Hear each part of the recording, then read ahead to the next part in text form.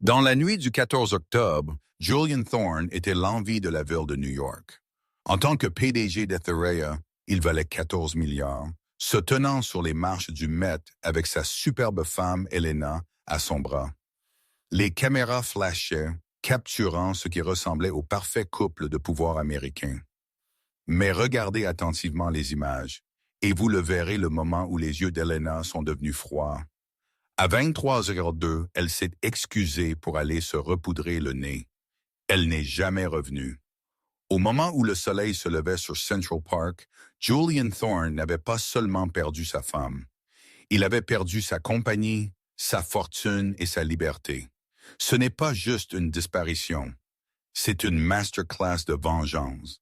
L'air à l'intérieur du Metropolitan Museum of Art était épais du parfum cher et de la distincte odeur métallique de l'argent ancien. C'était le gala annuel d'Obsidian, l'événement le plus exclusif du calendrier social de Manhattan. Un seul billet coûtait 75 000 $, mais pour des hommes comme Julian Thorne, le coût était un concept abstrait. Julian se tenait près du temple de Dender, faisant tournoyer un verre de Dame Perrin 1959. Il avait 42 ans avec la mâchoire d'une star de cinéma et les yeux froids et calculateurs d'un requin. Il était le fondateur de Therea, un conglomérat de minage de données qui avait récemment obtenu un contrat de défense avec le Pentagone d'une valeur de milliards. Il était, de tous les comptes, le roi de la ville. À ses côtés se tenait Elena. Dans une pièce pleine de paons, elle était un cygne, silencieuse, gracieuse, et vêtue d'une robe vintage en velours noir qui semblait absorber la lumière autour d'elle. Elle portait le diamant Thorne, un collier de diamant jaune de 40 carats que Julian avait acheté chez Christie's l'année précédente pour 12 millions de dollars. C'était un collier, vraiment, un collier très cher. Souris, chérie, chuchota Julian, sa voix basse et dénuée d'affection, bien que son visage maintenait un sourire pratiqué pour le photographe de Vanity Fair. Le sénateur regarde ici, ne paraît pas si vide. Elena cligna des yeux. Ce fut le seul signe qu'elle avait entendu. J'ai mal à la tête, Julian. Les lumières sont intenses ce soir. C'est un gala, Elena. Les lumières sont le but. Il claqua doucement, saisissant son coude juste assez fort pour être inconfortable, mais assez lâche pour ne laisser aucune échymose. Finis juste le discours, puis tu pourras rentrer à la maison et prendre un Xanax. C'était la dynamique du mariage Thorne. Pour le public, ils étaient un conte de fées. Elena était la chérie de la charité, la femme qui siégeait au conseil d'administration des hôpitaux et des bibliothèques. Julian était le titan de l'industrie. Derrière les lourdes portes en chaîne de leur penthouse triplex sur la 57e rue, cependant, la réalité était radicalement différente. Elena était un accessoire, un bel objet que Julian sélectionnait, tout comme l'or sur les murs. À 22h45, le tintement d'un verre signalait le début des discours. Julian devait annoncer une nouvelle initiative philanthropique, des attaques déguisées en charité. Il monta sur le podium, le projecteur l'éclairant. Il aimait ça, l'adoration, le pouvoir. Elena se tenait dans les ombres de l'aile égyptienne. Elle le regardait parler, son visage illisible. Un serveur passa avec un plateau de flûte vide. Elle croisa son regard. Ce n'était pas un regard flirtant. C'était un signal, une micro-expression si fugace que seul un officier de renseignement entraîné l'aurait remarqué. Le serveur fit un signe de tête à peine perceptible et se dirigea vers la sortie du service. À 22h58, Julien terminait. Et à ma belle femme, Elena, qui est mon ancre, il fit un geste vers l'endroit où elle s'était tenue. La place était vide. Une ondulation de rire confus parcourut la foule. Le sourire de Julian vacilla pendant une fraction de seconde avant qu'il ne se reprenne. « Ah, il semble que mon ancre est dérivée vers la salle des dames. Elle n'a jamais été une adepte des projecteurs. » La foule rit. Julian descendit, serrant des mains, acceptant les éloges, mais un nœud d'irritation se resserra dans son estomac. Elena connaissait la procédure. Elle était censée être là pour les applaudissements. C'était une partie du contrat, tacite mais comprise. À 23h15, Julian regarda sa montre. C'était une Patek Philippe Grandmaster Chime, l'une des 7 seulement au monde. 15 minutes. C'était trop long. Il fit signe à son chef de sécurité, un ancien Navy SEAL massif nommé Marcus Cole. « Va la trouver », murmura Julian en sirotant son champagne. « Dis-lui que si elle est malade, nous partirons. Mais elle doit sortir maintenant. » Cole hocha la tête et parla dans son micro de poignet.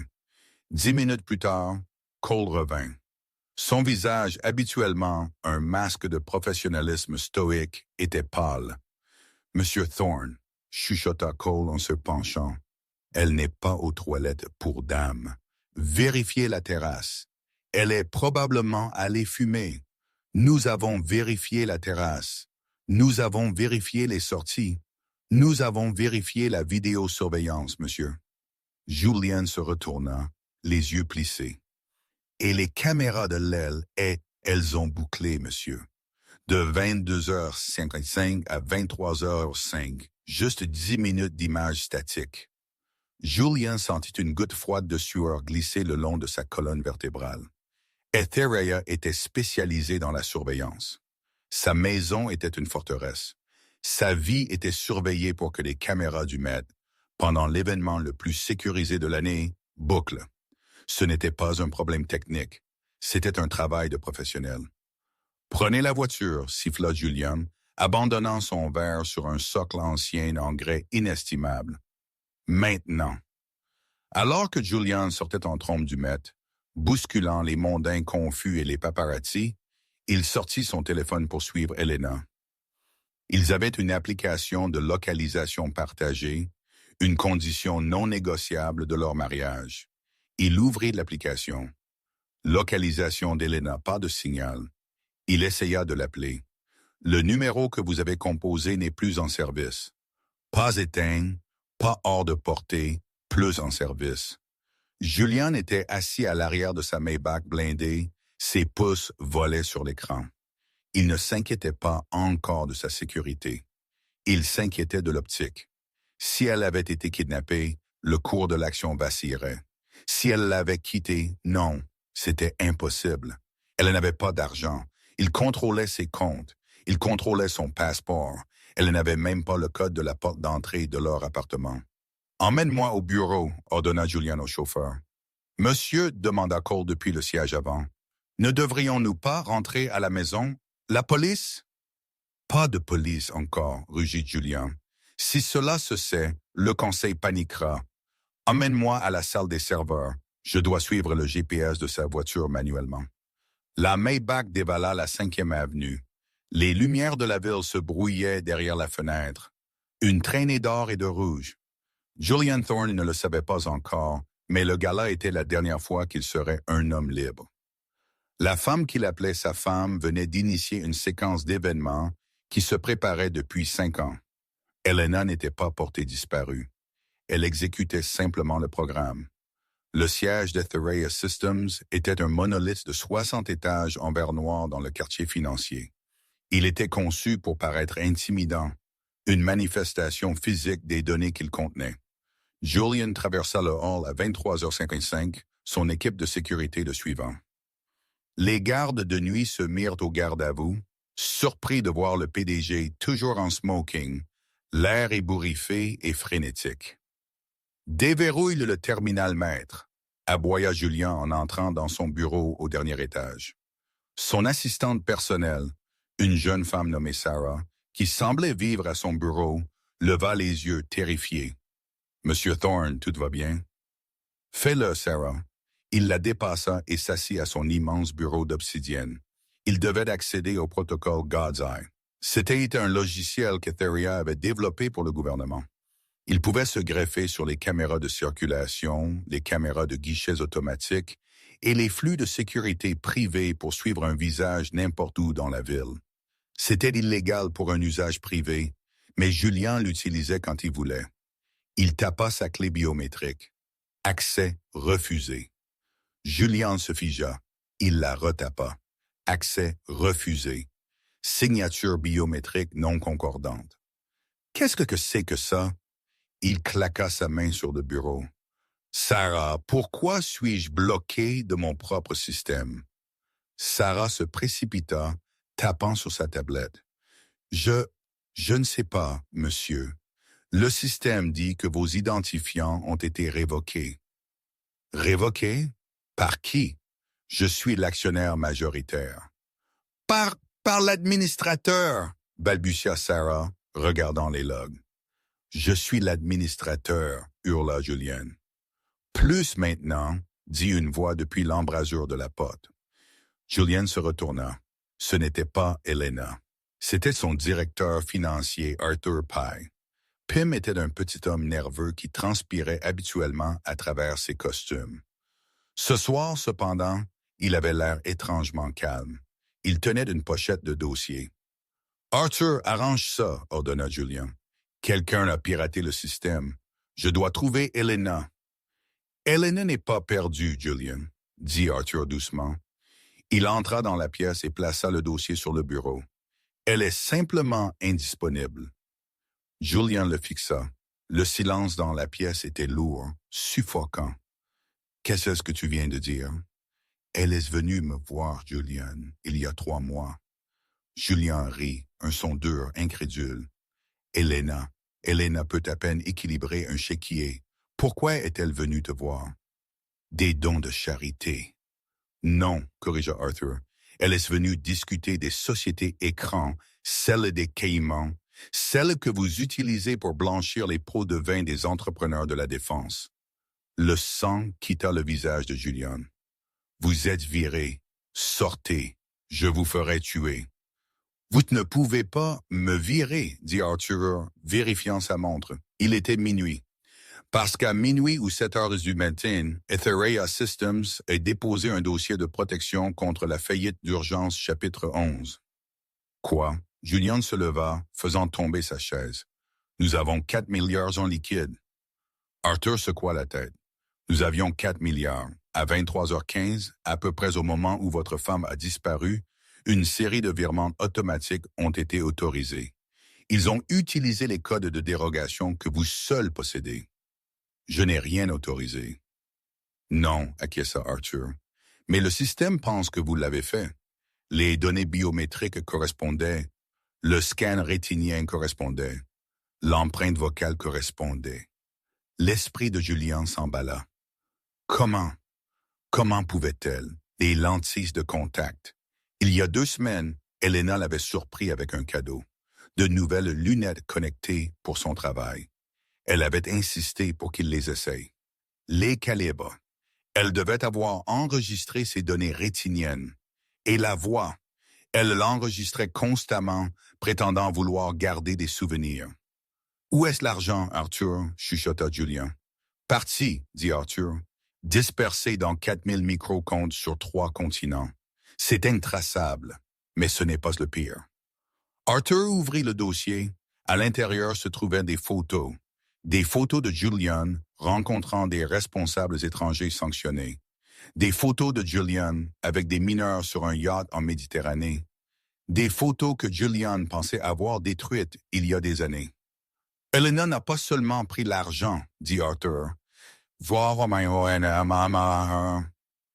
Sa voix tremblant légèrement maintenant, réalisant l'ampleur de ce qu'il avait aidé à faire. « Elle a pris le grand livre noir. Le disque crypté que vous gardiez dans le coffre du penthouse. »« Le coffre nécessite une empreinte digitale, » dit Julian, sa voix à peine audible. « Oui, » dit Arthur. « Vous êtes-vous déjà demandé pourquoi elle vous tenait la main si fort pendant les films? Ou pourquoi elle était si obsédée par ce passe-temps d'argile à modeler le mois dernier? » Julien s'effondra sur le canapé. L'ampleur de la trahison était physique. Cela ressemblait à un coup porté à la poitrine. « Pourquoi me dis-tu ça? » demanda Julien. « Tu es un complice. Tu iras en prison aussi. »« Non, » dit Arthur. « Je me suis constitué témoin de l'État hier. Immunité en échange de mon témoignage contre vous. » Des sirènes commencèrent à hurler au loin, devenant plus fortes. Des lumières rouges et bleues clignotèrent contre les murs de verre du bureau, se reflétant sur le ciel nocturne. Elle vous a laissé quelque chose, dit Arthur, désignant l'ordinateur de Julian. Vérifiez votre email personnel. Elle a dit que le mot de passe est la date à laquelle vous avez tué son frère. Julian se figea. Il se précipita vers le clavier. Il tapa une date. 0-12-2018. L'écran se déverrouilla. Un seul fichier vidéo se trouvait dans la boîte de réception. La ligne d'objet disait « Échec et mat ». Julian cliqua sur lecture. La vidéo montrait Elena. Elle ne portait pas la robe de créateur ni les diamants. Elle portait un simple sweat à capuche, assise dans ce qui ressemblait à une chambre de motel bon marché. Elle regarda directement la caméra, ses yeux clairs, vifs et terrifiants d'intelligence. « Bonjour, Julian », dit Elena à l'écran. « Si vous regardez ceci, je suis déjà hors de l'espace aérien américain. Vous pensez probablement que c'est à propos de l'argent ou des affaires ou des abus. » Elle se pencha plus près de la caméra. « Mais nous savons tous les deux de quoi il s'agit vraiment. Vous pensiez que Silas s'était suicidé. Vous pensiez avoir nettoyé le désordre quand il a menacé d'exposer vos systèmes de guidage défectueux. Vous l'avez poussé de ce toit. » Les mains de Julian tremblaient si fort qu'il pouvait à peine respirer. « Tu as pris mon frère, » chuchota Elena. « Alors j'ai pris ta vie. Je ne voulais pas divorcer, Julian. Je voulais te laisser sans rien. Pas d'argent, pas de compagnie, pas de réputation. » À l'écran, Elena sourit. C'était un sourire qu'il n'avait jamais vu auparavant. Prédateur et triomphant. « La police est en bas, Julian. Ils ont le grand livre noir. Je l'ai envoyé par email au FBI, à la CCC et au New York Times il y a 5 minutes. Profitez de l'après-gala. » La vidéo se termina. Les portes de l'ascenseur s'ouvrirent en un clic. Le détective Marcus Sterling entra, flanqué de 4 officiers en uniforme et de 2 agents en coupe-vent du FBI. Sterling était un homme qui semblait avoir vu trop d'obscurité. Et à ce moment-là, il regardait Julian comme une tache sur le sol. « Julian Thorne », annonça Sterling, brandissant une paire de menottes. « Vous êtes en état d'arrestation pour fraude boursière, blanchiment d'argent et le meurtre de Silas Vance. » Julian regarda la fenêtre. Il regarda le verre de champagne vide sur son bureau. Il regarda Arthur Pym, qui détourna le regard. « Elle l'a planifié », chuchota Julian. « Elle a tout planifié. » « Vous avez le droit de garder le silence, » dit Sterling, en lui menottant les poignets. Les mêmes poignets qui portaient une montre à 200 000 $ il y a 1 heure à peine. « Elle est partie. » Julian rit, un son maniaque et brisé.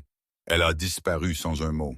« Oh, elle a laissé beaucoup de mots, Monsieur Thorne, » dit Sterling en le poussant vers l'ascenseur. « Elle en a laissé des téraoctets. » Alors qu'il faisait sortir Julian de sa propre tour, les bandeaux d'informations à Times Square changeaient déjà. Dernières nouvelles, le milliardaire Julian Thorne arrêté. Etherea Systems s'effondre. Femme disparue. Mais Elena n'était pas disparue. Elle ne faisait que commencer. Pour Julian Thorne, la chute n'était pas une glissade. C'était un plongeon. 48 heures après le gala Obsidian, l'homme qui avait dîné avec des présidents était assis dans une salle d'interrogatoire au 19e district de Manhattan. La pièce sentait le café éventé et le nettoyant industriel, un contraste frappant avec le parfum d'ambre et de bois de Saint-Al de son penthouse. Il portait toujours son pantalon de smoking, bien que la veste ait été saisie comme preuve, et sa chemise sur mesure était froissée et tachée de sueur. De l'autre côté de la table métallique était assis le détective Marcus Sterling et l'agent spécial du FBI Eliza Reynolds. Reynolds était la principale enquêtrice sur les crimes financiers. Sterling était le détective des homicides chargé de la disparition d'Elena et de l'affaire non résolue de Silas Vance. « Mon avocat », dit Julian d'une voix rauque. Sa gorge était sèche. Il n'avait pas dormi depuis 2 jours. « Où est Harrison? » « Harrison Ford est un grand acteur, » lança Sterling d'un ton sec. « Harrison Wells, votre avocat. Il essaie actuellement d'expliquer à un juge pourquoi vous ne devriez pas être détenu sans caution. » Étant donné que vous avez ou aviez accès à des jets privés et à des comptes offshore, le juge ne semble pas favorable. L'agent Reynolds glissa une tablette sur la table. Nous ne sommes pas ici pour parler de votre caution, Monsieur Thorne. Nous sommes ici pour parler du dispositif de l'homme mort que votre femme a activé. Sur l'écran se trouvait un relevé bancaire. Il provenait de la Banque Edmond de Rothschild à Genève. C'est votre compte principal pour le budget noir d'Etherea, n'est-ce pas? Demanda Reynolds. Julian resta silencieux. Il est vide, continua Reynolds. Mais le journal des transactions est fascinant. L'argent n'a pas simplement disparu. Il a été donné. Tout. Les yeux de Julian s'écarquillèrent. Donné? 4 milliards de dollars, dit Reynolds, sa voix dénuée de sympathie. Répartis entre 300 organisations à but non lucratif. La Fondation Silas Vance pour la protection des lanceurs d'alerte, le Fonds mondial pour les victimes de négligence d'entreprise, des orphelinats au Soudan, des initiatives pour l'eau potable à Flint. Au moment où nous avons gelé les actifs, l'argent était déjà dépensé. C'est parti, Julian. Vous ne pouvez pas récupérer 4 milliards de dollars d'enfants affamés. Julian enfouit sa tête dans ses mains. Ce n'était pas seulement du vol, c'était de l'humiliation. Elle n'avait pas volé l'argent pour devenir riche. Elle l'avait volé pour faire de lui un saint malgré lui, en utilisant l'argent sale pour lequel il avait tué. « Où est-elle? » chuchota Julian. « Nous espérions que vous pourriez nous le dire, » dit Sterling, se penchant. « Parce que nous avons fouillé le penthouse. » La fouille de la résidence Thorne avait été un spectacle. Des flashs crépitèrent, tandis que les équipes de la CSI emportaient des cartons. Mais ce qu'ils y trouvèrent, ou plutôt ce qu'ils n'y trouvèrent pas, brossait un tableau inquiétant. « Nous avons trouvé un compartiment caché dans sa coiffeuse, » dit Sterling. « Savez-vous ce qu'il y avait à l'intérieur? » Julian leva les yeux. Il ne savait pas. Il pensait tout savoir d'elle. « Des journaux, » dit Sterling. « 5 ans de journaux écrits à la main. » Il ouvrit un sac de preuves et en sortit un carnet relié en cuir. Il commença à lire. 14 octobre 2021. Il m'a encore frappé aujourd'hui. Pas au visage. Il sait que le gala approche. Il m'a frappé aux côtes. Il m'a dit que si j'essayais un jour de partir, il me tuerait comme il a tué mon frère.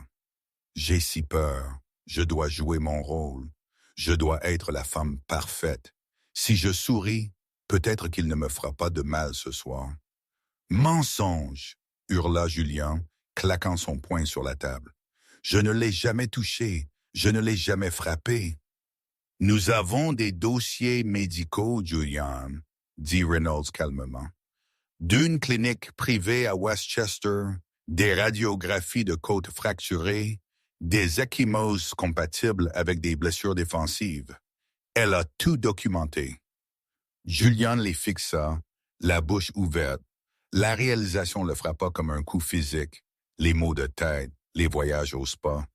Elle avait semé des preuves pendant des années. Elle avait visité des médecins, simulé des blessures, ou peut-être se les était-elle infligées pour créer une trace écrite d'abus qui n'existait pas.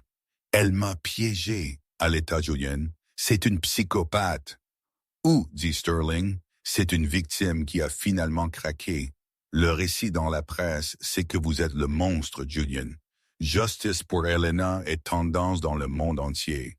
Les gens brûlent des produits Etherea dans les rues. La porte s'ouvrit et un officier en uniforme passa la tête. « Détective, nous avons un signal sur le passeport. » Julian se redressa. « Où? » demanda Reynolds. « Heathrow, Londres. Elles viennent de passer la douane. » Sterling se leva immédiatement. « Contactez Scotland Yard. Demandez-leur de boucler le terminal. » Alors que les détectives se précipitaient, laissant Julien seul dans la pièce froide et grise, un petit sourire effleura le coin de la bouche de Julien. Londres, elle avait fait une erreur. Londres était la ville la plus surveillée du monde. Si elle était là, il pourrait la trouver. Et quand il la trouverait, il la tuerait lui-même. Mais Julien se trompait. Au même instant, à 3000 kilomètres de là, une femme aux cheveux courts blond teint et aux lentilles de contact colorées sortait d'une gare dans une petite ville côtière de Patagonie, au Chili. Elle jeta un téléphone prépayé dans une poubelle. Le passeport à Londres, un leurre, une femme qu'elle avait embauchée sur le dark web, un saucy payé 50 000 $ pour voler de New York à Londres en utilisant l'ancien passeport d'Elena pour attirer le regard du FBI à travers l'Atlantique. Elena, de son vrai nom Clara Vance, prit une grande inspiration de l'air frais de la montagne. Elle vérifia sa montre. C'était une Casio bon marché. Elle l'adorait. La phase 1, la destruction complète. La phase 2 commençait. Erasia. De retour à New York, la frénésie médiatique atteignait son paroxysme. Le New York Post titrait « Gala Gone Girl ». Mais la vraie histoire n'était pas en première page. Elle était dans le passé. Pour comprendre comment une femme disparaît dans l'air, il faut comprendre comment elle est apparue en premier lieu. Il y a 5 ans, Elena Thorne n'existait pas. La femme qui allait le devenir s'appelait Clara Vance. Elle avait 26 ans, doctorante en histoire de l'art à l'Université Columbia. Elle portait des lunettes surdimensionnées, tricotait ses propres poules et vivait dans un studio à Queens avec son frère aîné, Silas. Silas était tout pour elle.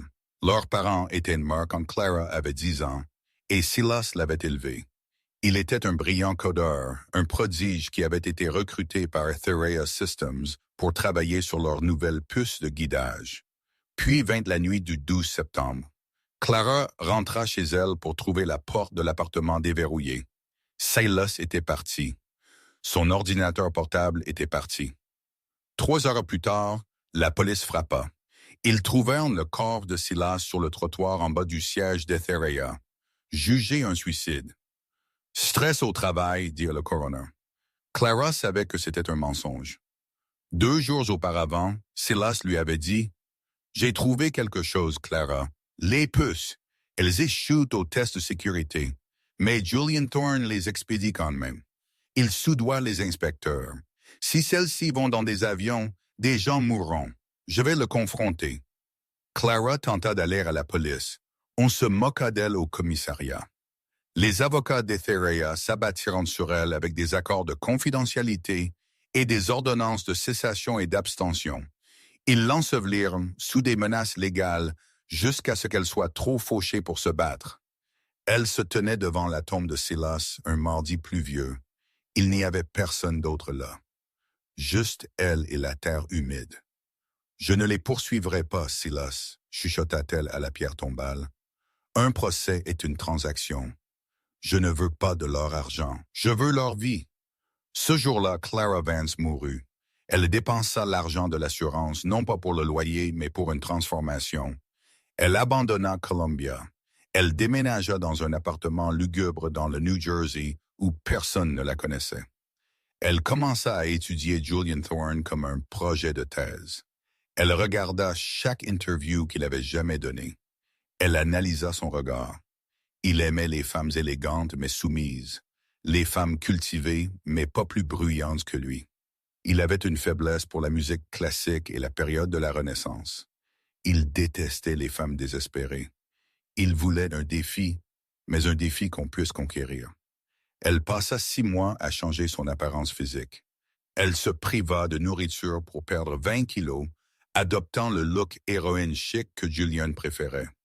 Elle teignit ses cheveux d'un châtain terne à un noir corbeau frappant.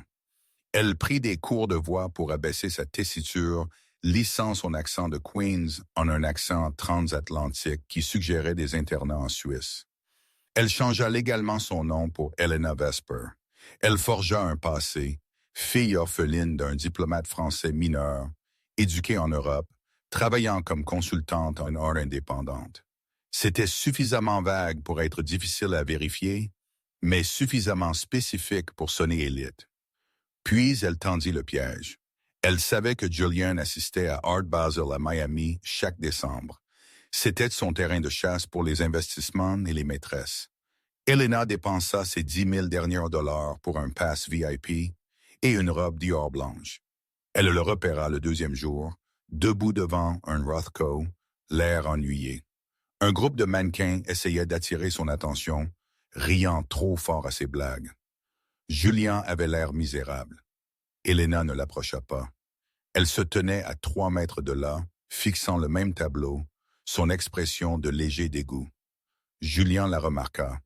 Il remarqua qu'elle ne le regardait pas. Il s'approcha. « Vous n'aimez pas le Rothko ?» Elena ne se tourna pas immédiatement pour lui faire face. Elle attendit 3 secondes, une astuce psychologique pour établir la domination. Puis elle se tourna, ses yeux froids. C'est dérivé. Ceci est de son air de dépression. Mais il manque la colère viscérale de son œuvre antérieure. C'est juste triste. Les riches l'achètent pour se sentir profond, mais ils finissent juste avec un carré rouge très cher. Julien cligna des yeux. Il rit. Un son authentique. « Je suis Julienne. »« Je sais, » dit simplement Elena. Elle se retourna vers le tableau. « Je suis Elena. » Elle s'éloigna. Elle ne lui donna pas son numéro.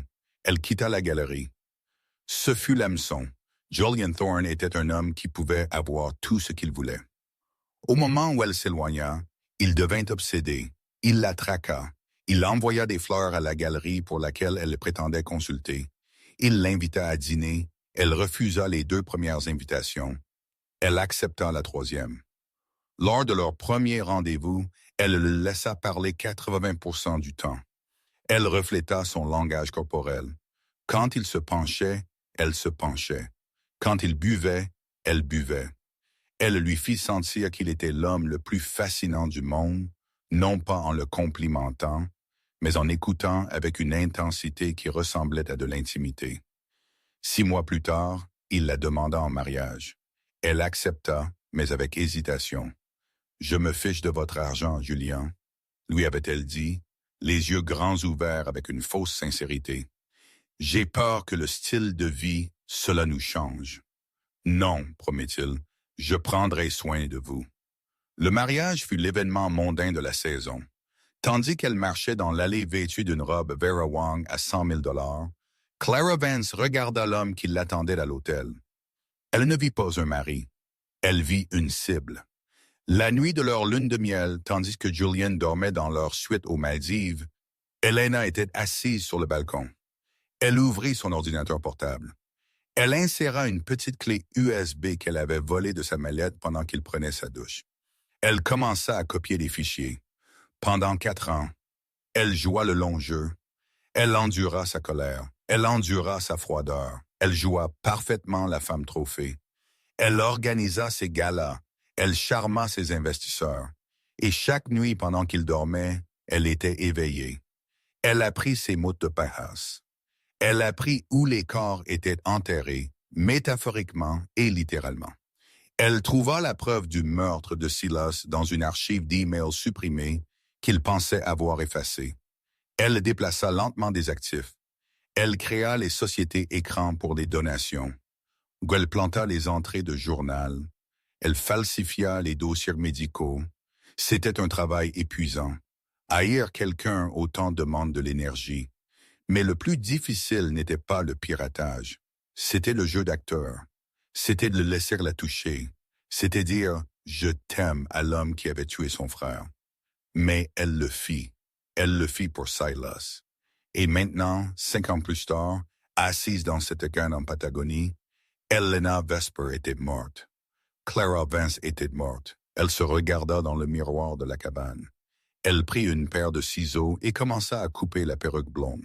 « Maintenant, » chuchota-t-elle à son reflet, « qui serais-je ensuite? » Elle prit une carte du monde. Julien était en prison, mais le système était corrompu.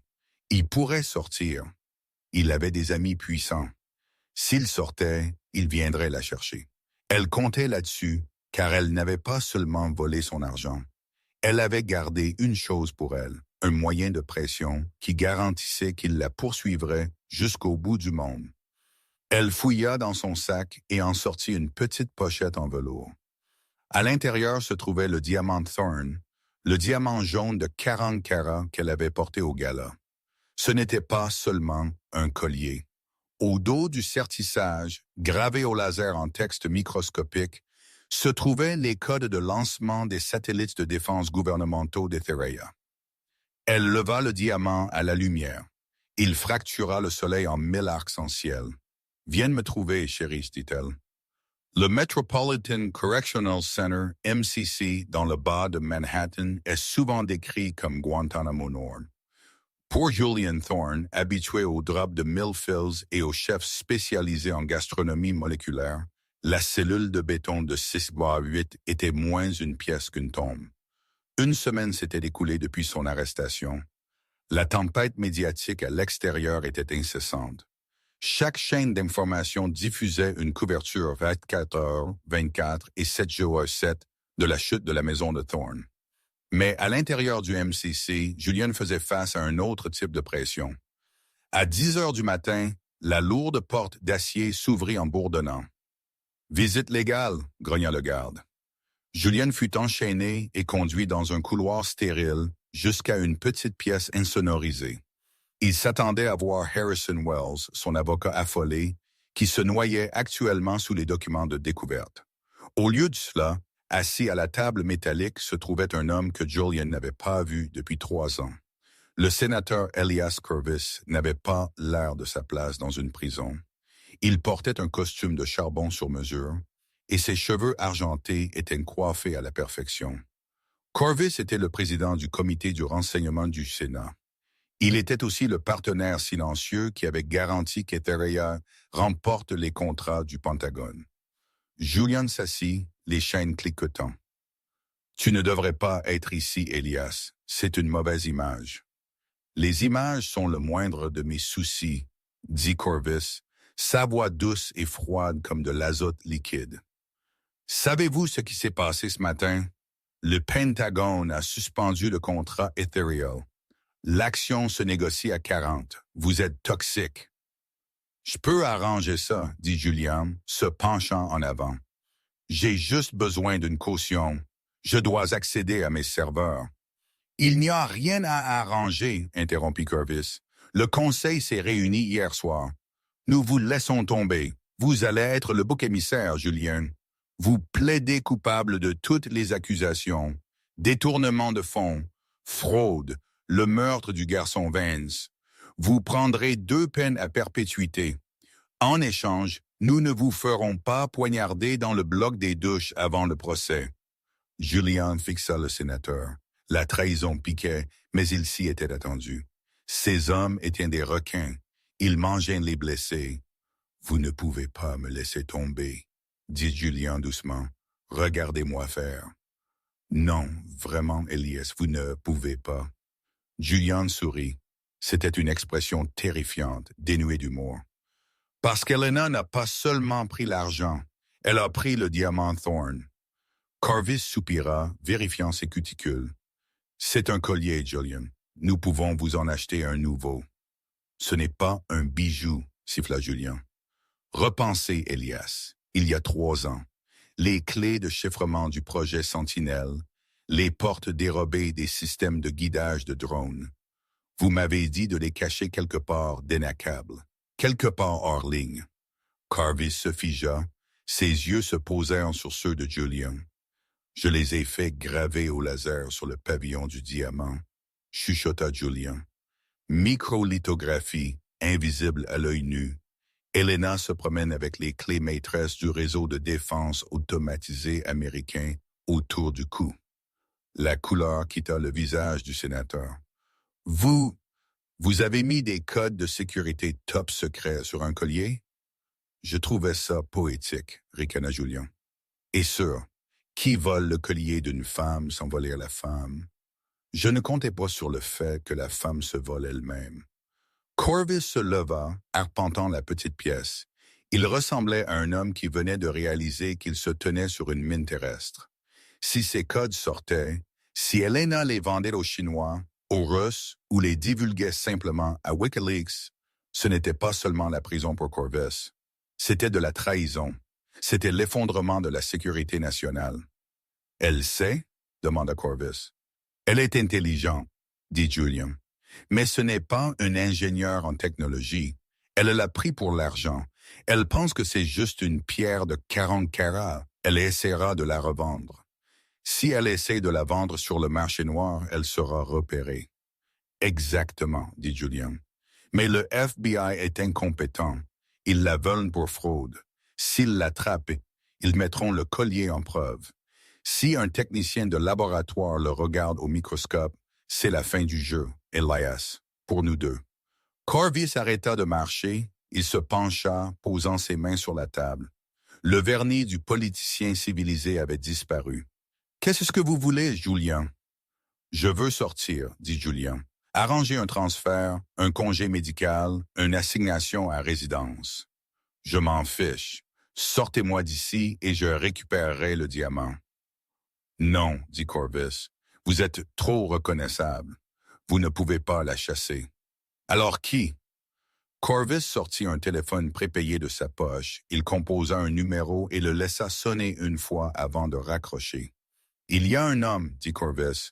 Nous l'avons utilisé à Benghazi. Il n'a pas de nom, mais le dossier l'appelle Caïn. C'est un traqueur. Si elle est sur cette planète, il la trouvera.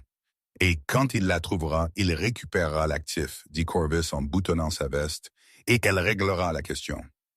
Non, dit Julien instinctivement. Je la veux vivante. Je veux la regarder dans les yeux quand je reprendrai tout.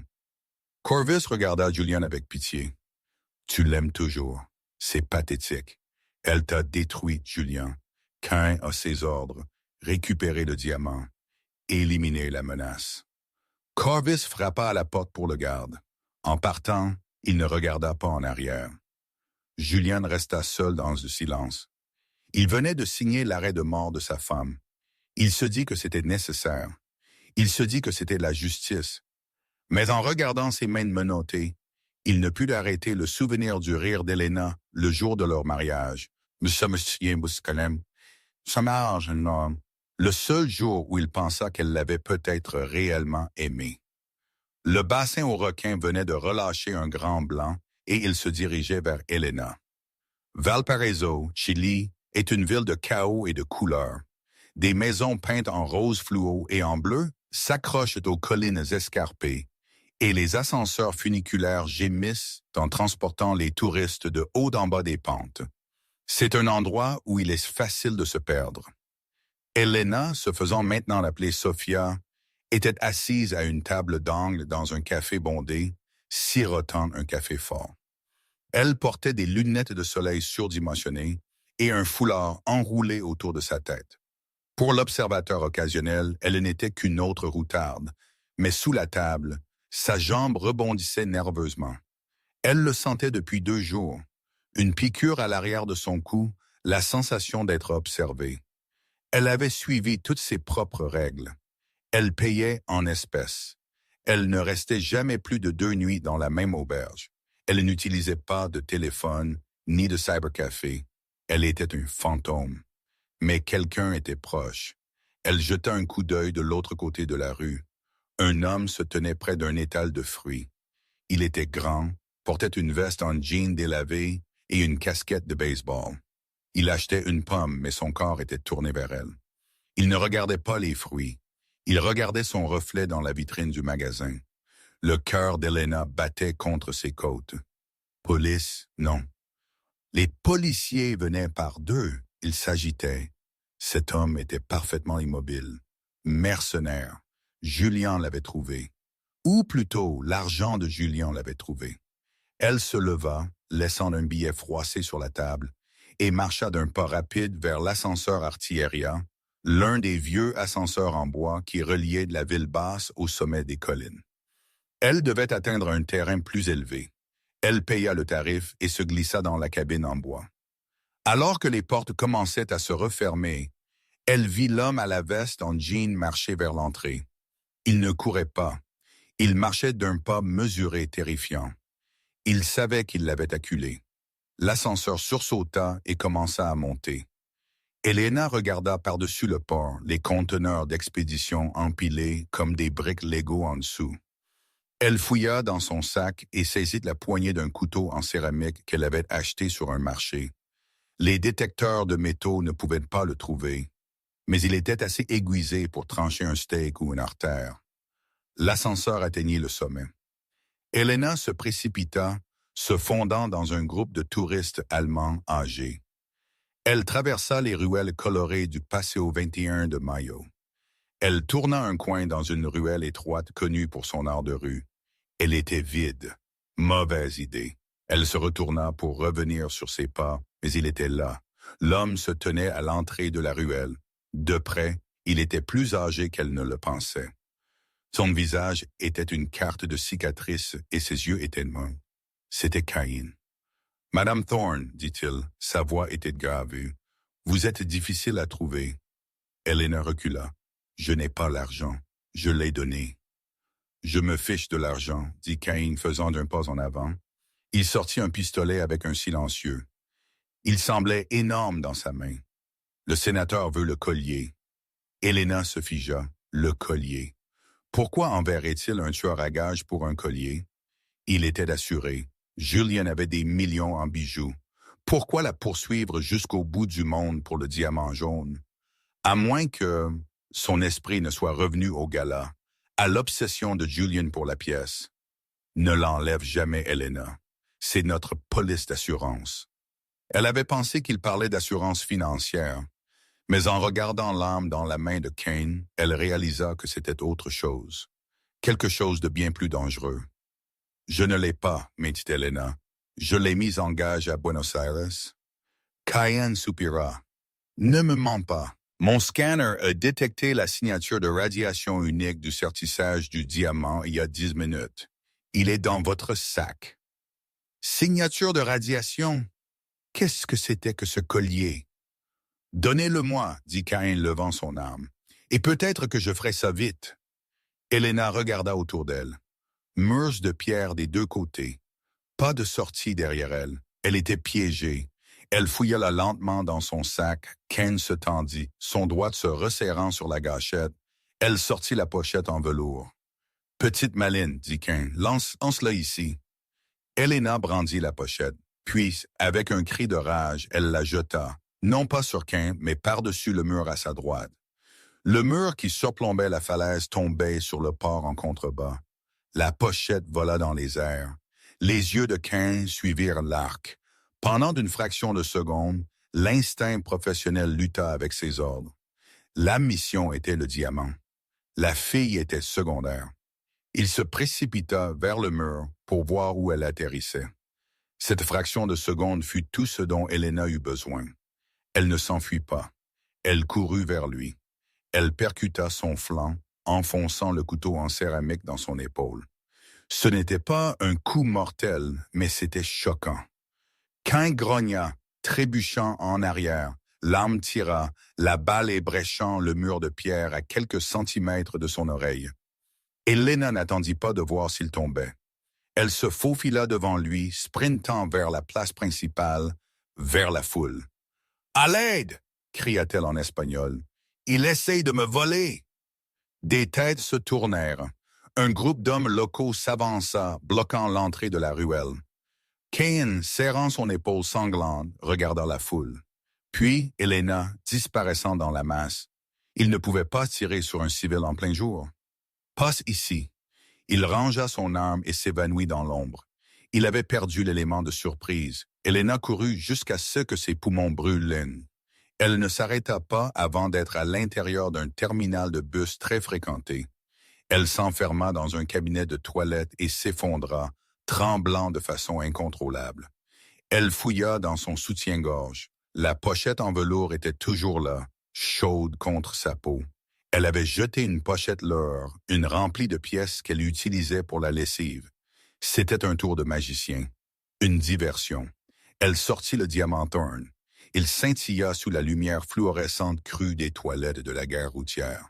« Qu'est-ce-tu » chuchota-t-elle à la pierre. Elle le leva à son œil, regardant à travers la gemme. Là, gravé faiblement sur la face inférieure, à peine visible à travers les facettes, elle vit de minuscules motifs géométriques, pas des rayures, des données. Julian ne l'avait pas seulement utilisé comme bouclier. Il l'avait utilisé comme un disque dur. Elle n'était plus seulement une voleuse. Elle était une lanceuse d'alerte avec une cible sur le dos de la taille du Pentagone. Elle remit le collier. Elle avait besoin d'un ordinateur. Elle avait besoin de savoir ce qu'elle transportait et ensuite elle devait décider. le détruire ou l'utiliser pour réduire Julian Thorne en cendres une fois pour toutes. Joel sortit de la salle de bain. Sophia la routarde était partie. Elena la vengeuse était de retour. Le tribunal du district sud de New York était un cirque. Dehors, une mer de manifestants brandissait des pancartes. Manger les riches et justice pour Silas. À l'intérieur, la climatisation bourdonnait, essayant de rafraîchir l'anticipation fiévreuse de la presse, du jury et de l'homme assis à la table des accusés. 3 mois s'étaient écoulés depuis l'arrestation. Julian Thorne avait l'air plus mince, sa peau pâle par manque de soleil, mais son arrogance était revenue. Il était assis dans un costume parfaitement ajusté que lui avait apporté son équipe juridique et projetait un air d'indifférence ennuyé. Il n'était pas inquiet. Il avait l'accord. Le sénateur Corvus avait tenu parole. Le conseil d'administration fantôme avait arrangé les choses en coulisses. Le juge, l'honorable Thomas Oley, était un vieil ami de Corvus depuis leurs années à Yale. Le procureur, bien qu'agressif à la télévision, avait été discrètement incité à bâcler le contre-interrogatoire. Julian allait plaider coupable d'une accusation moindre de négligence d'entreprise. Il purgerait 2 ans dans un établissement de sécurité minimale doté de cours de tennis.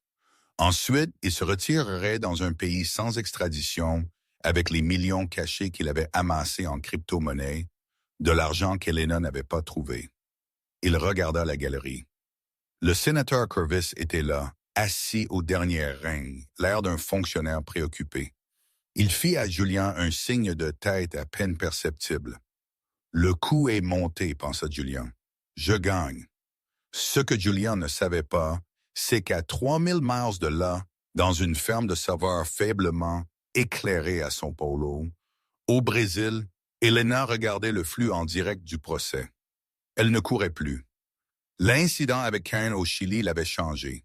Elle réalisa que tant que Julian aurait des amis puissants, elle ne serait jamais en sécurité. Elle ne pouvait pas simplement se cacher. Elle devait couper la tête du serpent. Elle était assise devant un ensemble de moniteurs, le diamant Thorne posé sur le bureau à côté d'un scanner laser de haute puissance. Elle avait passé des semaines à décrypter les données gravées dans la pierre. Ce n'était pas seulement des codes de lancement. C'était un registre de chaque pot de vin, de chaque assassinat et de chaque élection truquée financée par Corvus et ses associés au cours de la dernière décennie. Julian l'avait gardé comme moyen de pression. « Tu voulais une assurance, Julian ?» chuchota Elena, ses doigts volant sur le clavier. « Je suis sur le point de encaisser ta police. » Elle ne divulgua pas les données à la presse. La presse pouvait être manipulée. La presse pouvait être achetée. Elle les divulgua aux seules personnes que Corvus craignait plus que le FBI. Elle envoya les fichiers aux chefs de cartel que Corvus avait trahis. Elle envoya les fichiers aux agences de renseignement étrangères que Corvus avait espionnés. Et enfin, elle envoya les fichiers non censurés sur les comptes offshore du juge Holloway directement à la division des affaires internes du département de la justice, en usurpant l'email de sorte qu'il semblait provenir de l'iPad personnel de Julian dans la salle d'audience. Dans la salle d'audience, les délibérations traînaient en longueur. « Monsieur Thorne, dit le juge Holloway, regardant par-dessus ses lunettes, « nous sommes prêts à entendre votre plaidoyer. » Julian se leva, boutonnant sa veste. « Votre honneur, je plaide. » Bzzz. Chaque téléphone dans la salle d'audience bourdonna simultanément. C'était un son discordant et strident. Le juge fronça les sourcils. « Ordre! Éteignez vos appareils !» Mais le bourdonnement ne s'arrêta pas. Il fut suivi d'un halètement collectif de la tribune de la presse. Les journalistes regardaient leur téléphone, les yeux écarquillés. Le sénateur Corvus vérifia son BlackBerry. Son visage passa du calme au gris en un battement de cœur. Il regarda le message qu'il venait de recevoir. C'était un email transféré de Julian. Sujet: « Si je tombe, vous brûlerez tous. » Il contenait les coordonnées des expéditions d'armes illégales de Corvus. Corvus leva les yeux. Ses yeux se posèrent sur ceux de Julian. Julian sourit, confus par l'interruption, pensant que cela faisait partie du plan. Corvis ne lui rendit pas son sourire. Le regard qu'il donna à Julian était un de haine pure et non adultéré. Il tapa son oreillette, chuchotant 3 mots à son chef de cabinet à l'extérieur. « Brûlez l'actif !» Au même moment, un greffier se précipita vers le banc et tendit une note au juge Olay. Le juge la lut. Ses mains commencèrent à trembler. Le DOJ venait de signaler ses comptes. Il avait été compromis et la signature de l'email disait que c'était Julian Thorne qui l'avait divulgué. L'atmosphère dans la pièce changea instantanément. La température sembla baisser de 10 degrés. « Monsieur Thorne, » dit le juge Holloway, sa voix tremblant de rage, « l'accord de plaidoyer est rejeté. » Julien cligna des yeux. « Excusez-moi. » « J'ai dit, l'accord de plaidoyer est rejeté. » Olay frappa son marteau si fort que le bois se fendit. « À la lumière de nouvelles preuves concernant l'étendue de votre entreprise criminelle, ce tribunal vous déclare à risque de fuite et un danger pour la sécurité nationale. »« Ce n'était pas l'accord !» hurla Julian, regardant Corvis. « Elias, arrange ça !» Corvis se leva. « Je n'ai aucune idée de ce dont cet homme parle, » annonça-t-il à voix haute à la presse. « J'espère que justice sera rendue rapidement. » Il se tourna et sortit. Julian le regarda partir, le sang lui quittant le visage. « Oh, non, il ment. Nous avons un accord. »« Asseyez-vous, Monsieur Thorne, » aboya le huissier. Puis les écrans dans la salle d'audience, les grands moniteurs utilisés pour les preuves, vacillèrent. La salle d'audience haleta. Le sceau officiel de la cour fut remplacé par un flux vidéo en direct. C'était Elena. Elle était assise dans l'ombre, sa voix modulée, mais son visage était visible. Elle regarda directement la caméra. « Bonjour, Julian, » dit-elle. Sa voix résonna dans les haut-parleurs de la salle d'audience. « Elena » hurla Julian, se jetant vers l'écran. Les marshals le saisirent, le projetant de nouveau sur sa chaise. « Tu as tué mon frère parce qu'il a trouvé une faille dans ton système, » dit Elena calmement. « Tu pensais être intouchable parce que tu possédais les gens qui font les lois, mais tu as fait une erreur. Tu as écrit tes péchés. » Elle brandit le diamant Thorne. « Tu m'as dit que c'était notre assurance. Tu avais raison. Je viens d'envoyer les clés de chiffrement au FBI, à la CIA et à quelques autres parties intéressées. Tu es actuellement l'homme le plus recherché du monde, Julian. Non par la police, mais par les gens que tu as trahis. » Elle se pencha plus près de la caméra. « Tu n'as plus rien.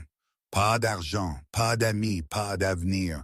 Tu vas mourir dans une cage, sachant qu'une femme trophée t'y a mis. » Julian lutta contre les marshals, ses yeux écarquillés, de la salive volant de sa bouche. « Je te tuerai. Je te trouverai et je te tuerai. »« Tu ne peux pas me trouver, » dit Elena. « Je n'ai jamais existé. » L'écran devint noir. La salle d'audience éclata dans le chaos. Le juge criait pour l'ordre. La presse hurlait des questions. Julian Thorne s'affala sur sa chaise. Il regarda la porte vide par laquelle Corvis était parti.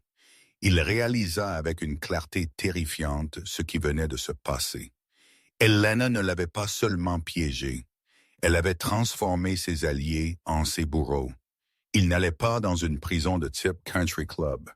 Il allait dans un trou dans le sol et il aurait de la chance s'il survivait à la nuit. 6 mois plus tard, ADX Florence est la prison de plus haute sécurité aux États-Unis.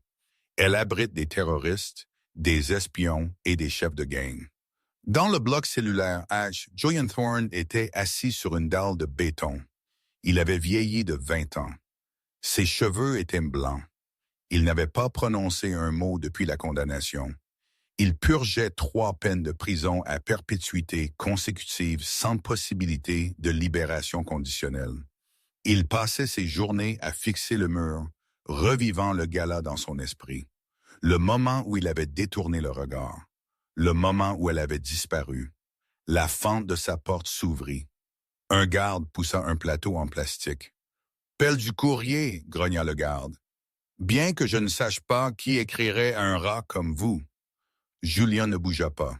« C'est oblitéré de nulle part » marmonna le garde, jetant une petite enveloppe sur le sol. Julien attendit que les pas du garde s'estompent. Il se leva lentement et ramassa l'enveloppe. Elle était lourde. Il la déchira. À l'intérieur se trouvait une photographie. C'était une image d'une falaise en Patagonie surplombant un océan bleu. C'était magnifique.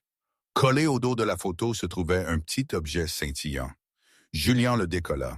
C'était un morceau de verre, un fragment bon marché de zircon cubique. Écrits au dos de la photo, d'une écriture cursive élégante, se trouvaient 3 mots. C'était un faux. Julien fixa les mots. Le diamant qu'elle avait jeté dans l'océan. Le diamant qu'elle avait montré à l'écran. Elle avait échangé le vrai diamant contre un faux il y a des années. Les données qu'elle avait divulguées, elle devait les avoir copiées manuellement de son ordinateur. Le diamant lui-même, la pierre de 12 millions de dollars, elle l'avait probablement vendu il y a des mois pour financer sa nouvelle vie. Il avait couru après un morceau de verre. Il avait détruit sa vie pour un leurre. Julian Thorne commença à rire. C'était un son sec et rauque qui résonna sur les murs de béton. Il rit jusqu'à ce que ses côtes lui fassent mal. Il rit jusqu'à en pleurer. Il se recroquevilla sur le sol, serrant le morceau de verre bon marché, riant dans l'obscurité. Quelque part dans le monde, une femme avec un nouveau nom et un nouveau visage entra dans une galerie d'art ensoleillée. Elle ne portait aucun bijou. Elle n'en avait pas besoin. Elle était libre. Et c'est ainsi que le couple parfait de New York City finit en ruine. Julian Thorne, l'homme qui pensait pouvoir tout contrôler, apprit à ses dépens que la chose la plus dangereuse au monde est une femme qui n'a plus rien à perdre. Elena n'a pas seulement échappé à un mariage toxique. Elle a démantelé un empire brique par brique, prouvant que le vrai pouvoir ne concerne pas l'argent ou le statut. Il s'agit de patience. Cette histoire nous oblige à nous demander à quel point connaissons-nous vraiment les gens qui dorment à côté de nous. Elena était-elle une méchante pour ce qu'elle a fait, ou était-elle l'héroïne ultime de sa propre histoire? Si vous avez apprécié cette montagne russe de vengeance, de trahison et de justice, veuillez appuyer sur le bouton « J'aime ». Cela aide vraiment la chaîne à grandir.